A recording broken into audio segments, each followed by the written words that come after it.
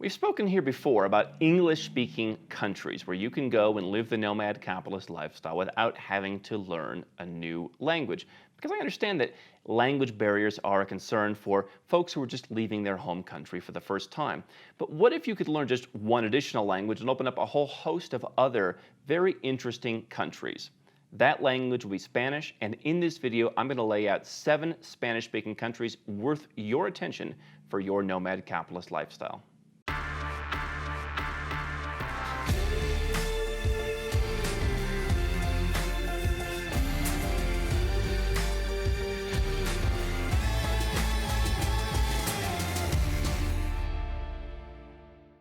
Hi, I'm Andrew Henderson, and if you'd like to learn how my team and I can help you create your own nomad capitalist strategy, you can go to nomadcapitalist.com. This video was inspired by an article I found on my friends over at Baselang's website. Baselang is a great service that helps people learn Spanish. I've used it, Mrs. H has used it. We like it a lot. And I found this very interesting article where they talked about how Spanish actually has a higher number of native speakers than even English. About 450 million native speakers, and because Spanish is the 3rd most learned language in the world, you have all these new non-native speakers coming in all the time. So all around the world, and in certain parts of the world in particular, you have a lot of people and a lot of countries where you can go and speak Spanish. And so I found this very interesting that, since a lot of us learn Spanish to some at least survival level in high school or in university, I thought that it would be an interesting way to have a list of countries that we could go and explore.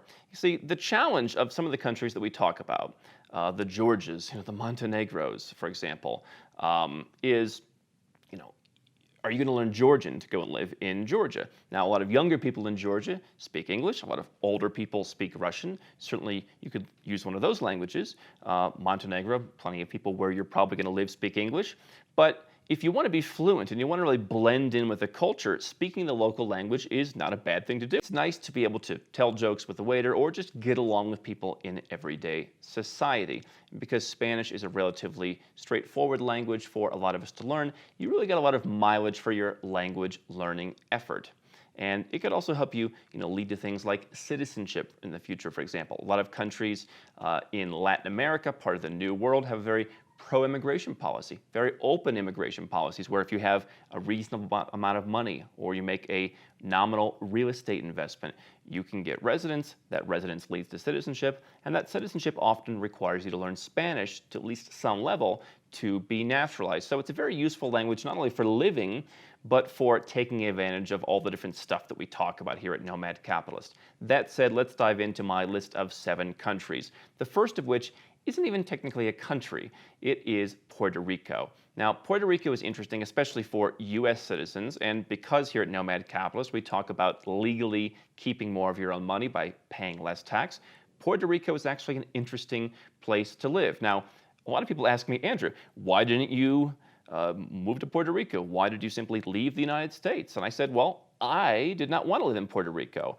I find a lot of the other Spanish-speaking countries more interesting. But if you like the comfort of staying within the U.S. borders and traveling to and from the U.S. without a passport and all the things that Puerto Rico has to offer, there are some great tax incentives there. You can pay 0%, you can pay 4%. You can structure your business and your investments to keep a lot more of your money. And in Puerto Rico, they speak Spanish. They obviously speak English in some parts, but depending on where you want to live, some Spanish would be helpful. And so it's a very interesting way to stay within the United States and get a lot of tax benefits where Spanish wouldn't hurt.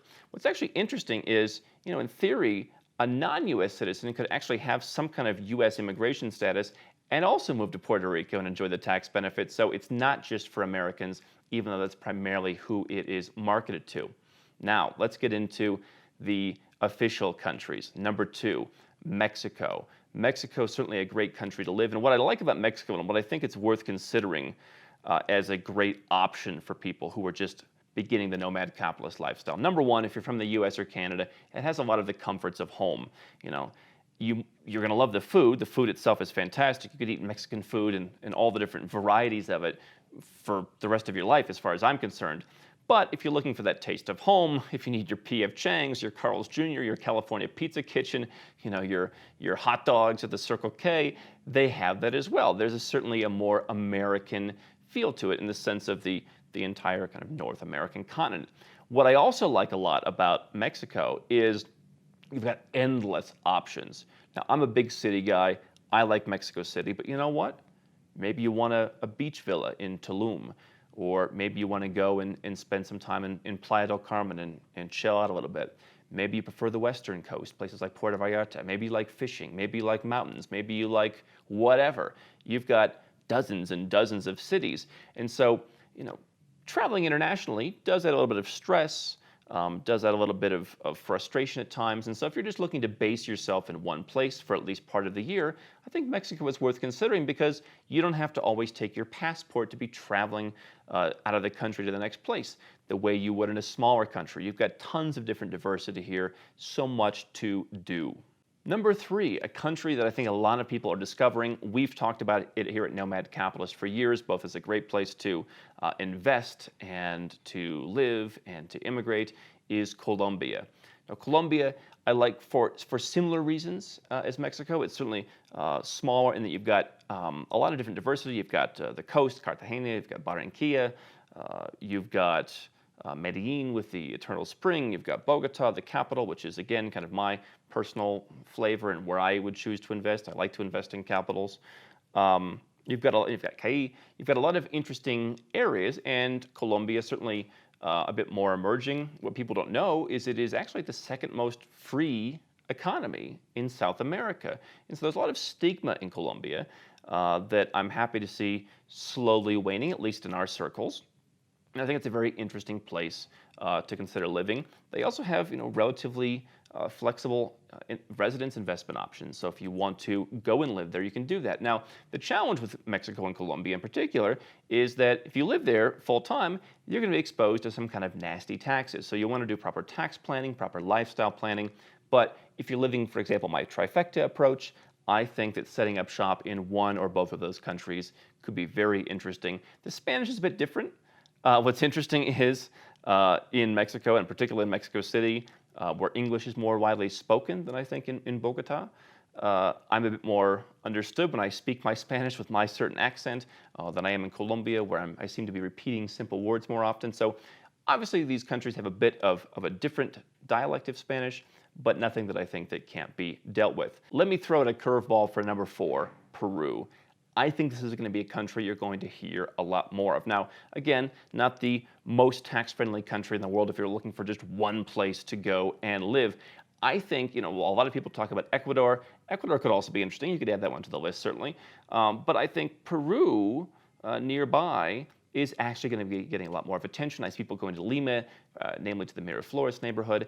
I think this is a country that's going to grow. And so while some of the immigration opportunities have become more difficult, it's interesting because we were doing some research on Peru on our team recently, and even though the government says, hey, here are the investment requirements for immigration, they secretly have raised the bar to where what's stated is not really what is. Okay, so there's a bit of confusion there.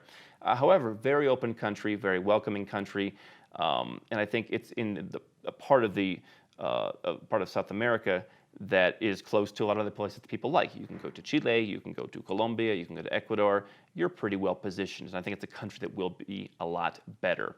Number 5, Argentina.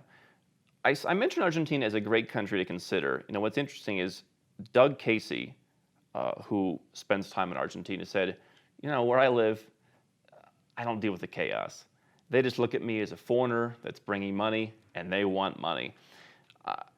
I think Argentina is perhaps misunderstood. Now, I've once said it's the Thailand of Latin America, or that Thailand is the Argentina of Southeast Asia, and there's this kind of raw emotion that's coursing through the country where there's riots and chaos and people rebelling every so often.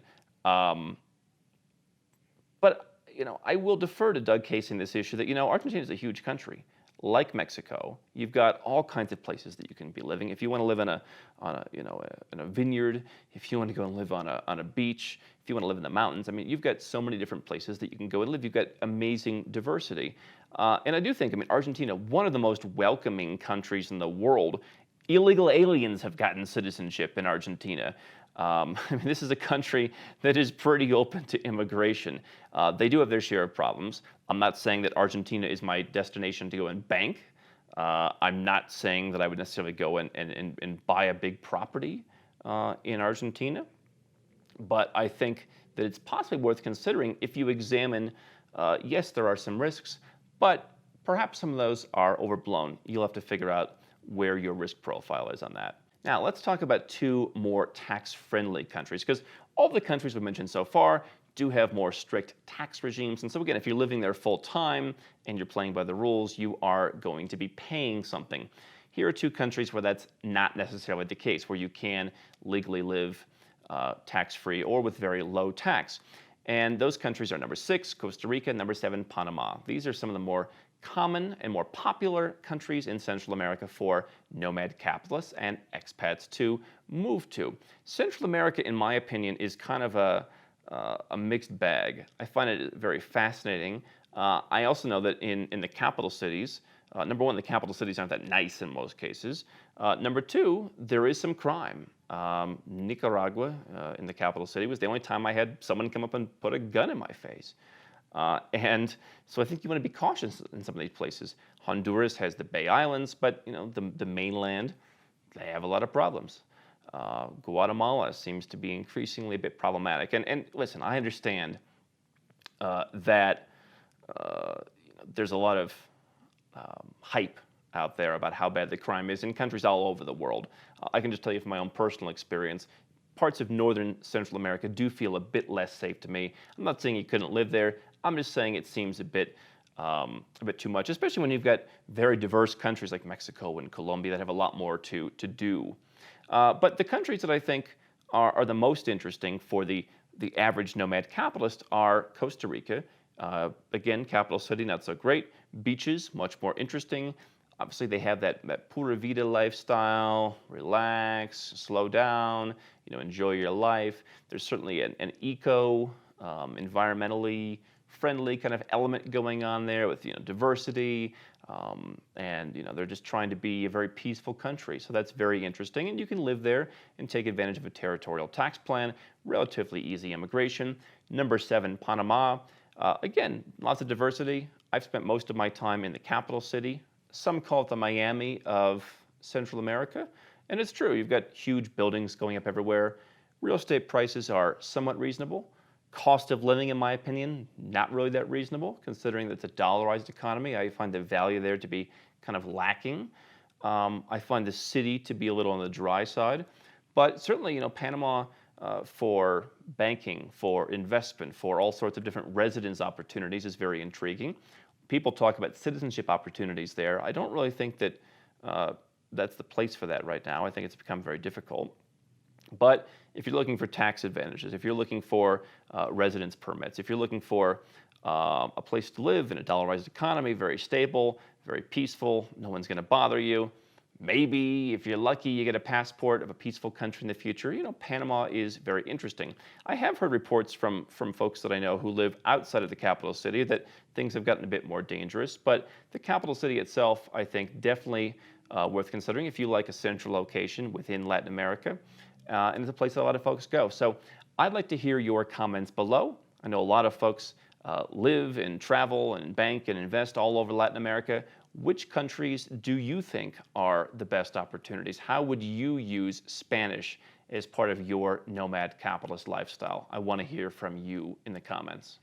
Hi, I'm Andrew Henderson from Nomad Capitalist. I wrote this book, which you can find on Amazon, to distill a lot of the stuff we talk about in these videos and a lot of the stuff I've learned over the last decade plus traveling all around the world, teaching you about how to legally reduce your taxes, build your personal freedom, and create wealth faster. Definitely get a copy of this book if you want to learn more. Now, if you want to watch more videos, make sure you subscribe to our channel and make sure you click the notifications bell so you never miss one of our new videos with more tips on how to go where you're treated best. And if you're already a 6- or 7-figure entrepreneur and you'd like to put these strategies in place for yourself, go to nomadcapitalist.com and learn about how I can help you.